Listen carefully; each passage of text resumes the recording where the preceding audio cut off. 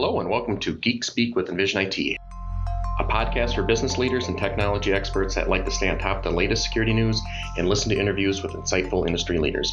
I'm Bill Crane, Chief Stakeholder Architect and CTO at Envision IT. Let's get started. Today's topic is on illicit consent grant attacks. And it comes from an article that was posted by Microsoft, and the author was Tom Burt. It's called Microsoft Takes Legal Action Against COVID-19 Related Cyber Crimes. This isn't completely new. We saw a couple years ago where there was a Google Docs attack where people were taking advantage of someone opening an email and then you granting them permission to access your Google Docs. We haven't seen this prior with Microsoft, not that I recall anyway. And what it is, it's basically another form of phishing, of course.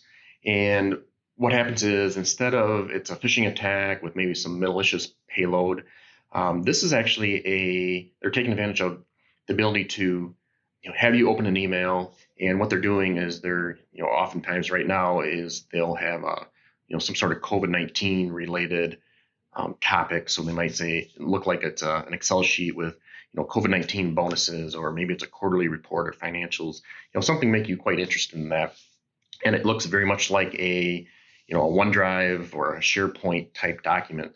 And what happens when that phishing email goes out, the person under attack takes a look at that. It looks legitimate. It looks like maybe someone from your company, or maybe it's a third party trusted source, your insurance company or your 401k company. So when you open that up, again, it doesn't actually deploy malware. So this can get past those malware tools. Instead, what it does is it pops up a box saying, hey, I need your permission to open this document. And we've seen this in, Android has had this for a while. When you install apps, it pops up and says, hey, this app wants to access these things. So you get a very familiar Microsoft box, and it says, this app would like to maintain access to your data, read your contacts, sign in as you, read your email, read all your OneDrive notebooks, and so on. The scary part with this is once you give that app access, it now has access to your inbox and OneDrive without having to authenticate, at least not having to authenticate as you, so they don't have to do credential stealing. And the unfortunate thing is this will actually bypass your multi-factor authentication that you have in place, or hopefully have in place. Really the way around this is to make sure you do lots of end user training. I know we've talked about that before. Train your users to spot these things.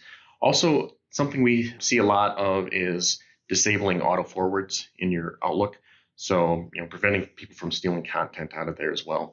Now, Microsoft, the good news is Microsoft sees millions of emails every day, and they're investigating these things. And one of the things they did in this particular case, this is something that started in December when they first started seeing this, and then again at the beginning of the year, again with the new topic of COVID, is they've actually gone to court and they've seized control over several of these domains, and they'll be able to take that over and basically stop those as well. Thank you everyone for joining us today. If you have any questions or you have future topics you'd like us to cover, please connect with us via the link in the show notes. And if you enjoyed today's episode, be sure to like and subscribe. We'll see you next time on Geek Speak with Envision IT.